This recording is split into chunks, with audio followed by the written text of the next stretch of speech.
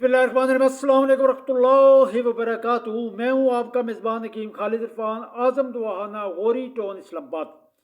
आज का जो हमारा मौजू है वो फटकड़ी के हवाले से है।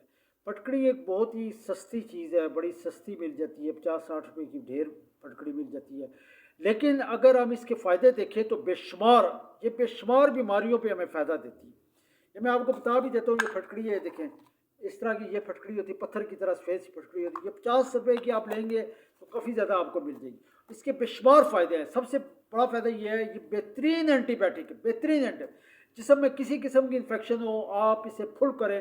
फुल करने का तरीका ये है कि जैसे ये पत्थर है, इसे आप चूल्हे पे तवा रख के उसके ऊपर रखते हल्की आंच पे, जैसे जैसे गर्म होगा ये फुलता जाएगा और बिल्कुल पाउडर की तरह ये फुल हो जाएगा। ठीक है, सिर्फ एक चुटकी सुबह उठ के आप नीम गर्म पानी में एक चुटकी डाल के आप पी लिया करें। ठीक है, जिस्म में हर किस्म की इन्फेक्शन, ख्वाह आपको कैंसर हो, ठीक है, वो भी एक इन्फेक्शन है, वो फोड़ा है, किसी किस्म की इन्फेक्शन हो, वो अल्लाह के हुक्म से मुकम्मल तौर पर ख़त्म।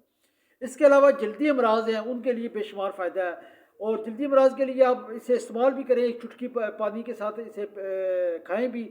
और दूसरा, जितना मैंने आपको पीस बताया इतना पीस आप इसे किसी डब्बे में डाल के उसमें पानी डाल के चूल्हे पे रख दें। जैसे जैसे पानी गर्म होगा वो पिघलती जाएगी और बिल्कुल ख़त्म हो जाएगी। जब वो ख़त्म हो जाए उसे ठंडे पानी में मिक्स करके आप गुस्ल कर लें। ये आप रोज़ाना भी कर सकते हैं, दूसरे तीसरे दिन भी कर सकते हैं। अल्लाह के हुक्म से आपको हर किस्म की जल्दी अमराज, खारिश, दर्द, चंबल और इसके अलावा और जो एलर्जी वगैरह सब अल्लाह की हुक्म से ख़त्म हो।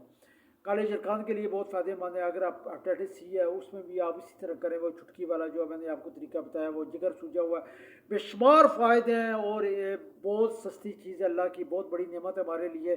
ख़ुद भी इस्तेमाल करें और लोगों को भी इस्तेमाल कराएं। अगर आपको कोई मसले मसाइल हो तो मुझे फ़ोन करके आप बात कर सकते हैं। अस्सलाम वालेकुम।